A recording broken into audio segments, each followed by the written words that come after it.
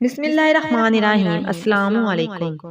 غسل کا مسنون طریقہ۔ جب غسل کا ارادہ کریں تو پہلے استنجا کریں اور اگر کسی جگہ ظاہری نجاست لگی ہو تو اس کو دھو لیں، پھر وضو کریں جیسے نماز کے لیے وضو کرتے ہیں۔ اگر پختہ جگہ یا تخت یا پتھر پر غسل کر رہے ہوں تو پاؤں بھی ابھی دھو لیں، اور اگر غسل کی جگہ کچی ہو تو ابھی پاؤں دھونا چھوڑ دیں۔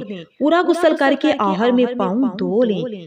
وضو میں خوب منہ بھر کر کلی کریں، اگر روزہ نہ ہو تو غرارہ بھی کریں، اور ناک میں خوب صفائی کر کے سانس کے ساتھ جہاں تک نرم جگہ ہے وہاں تک پانی 3 بار پہنچا دیں۔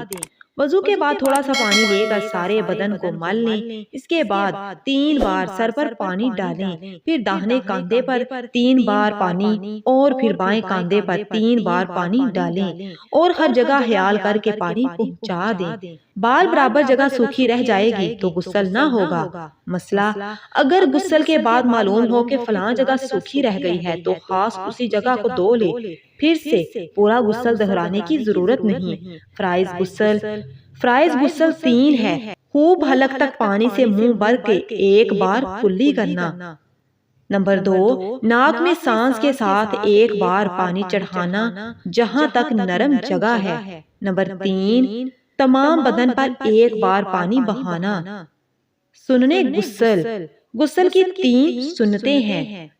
نمبر 1، غسل کی نیت کرنا۔ نمبر 2، اولاً ظاہری ناپاکی دور کرنا اور استنجا کرنا۔ نمبر 3، پھر وضو کرنا۔ نمبر 4، بدن کو ملنا۔ نمبر 5، سارے بدن پر 3 بار پانی بہانا، جس میں 3 بار کلی کرنا اور ناک میں پانی پہنچانا بھی شامل ہے۔ مکروہات غسل۔ مکروہات غسل یہ ہیں: نمبر 1، بلا ضرورت پانی بہانا۔ نمبر 2، یا اتنا کم پانی لینا کہ جس سے اچھی طرح موافق سنت غسل نہ ہو سکے۔ نمبر 3، ننگے ہونے کی حالت میں کسی سے بات کرنا۔ نمبر 4، ننگے ہونے کی حالت میں قبلہ رو ہونا یا قبلہ کو پشت کرنا۔ امید ہے یہ ویڈیو آپ کے لیے بہت زیادہ انفارمیٹیو رہی ہوگی۔ مزید ایسی ویڈیوز کے لیے نویرہ اسلامک ٹی وی کو لازمی سبسکرائب کریں۔ ویڈیو کو لائک